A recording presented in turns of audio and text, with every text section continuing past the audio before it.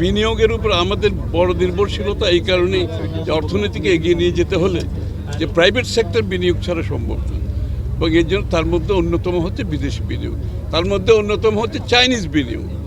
চাইনিজরা বিশাল আকারে বাংলাদেশে আসছে এবং অনেক ক্ষেত্রে, শুধুমাত্র গার্মেন্টস না, যে আমরা খালি গার্মেন্টসের উপর নির্ভরশীল হলে তো অর্থনীতি চলবে না। এখানে ডাইভার্সিফাইড, যে আপনারা শুনেছেন যে মেডিকেল ইকুইপমেন্ট থেকে শুরু করে সেলফোন থেকে শুরু করে সব কিছুর বিনিয়োগ এখানে হচ্ছে, এবং এই ডাইভার্সিটি আমাদের দরকার, এই নলেজ আমাদের দরকার, এই টেকনোলজি ট্রান্সফার আমাদের দরকার। এবং এর ফলে যে এখানে বিশাল কর্মসংস্থান হতে যাচ্ছে এই এলাকায়, 1 লক্ষ লোক চাকরি করবে, এটা তো বড় কথা না।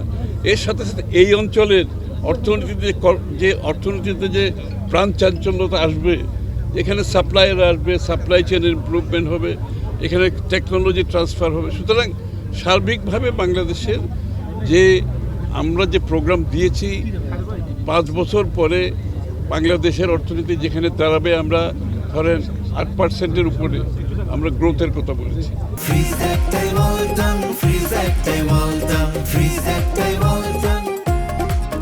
আমরা ইনফ্লেশনটা কমিয়ে আনার কথা বলেছি, $1 ট্রিলিয়ন ইকোনমির কথা বলেছি।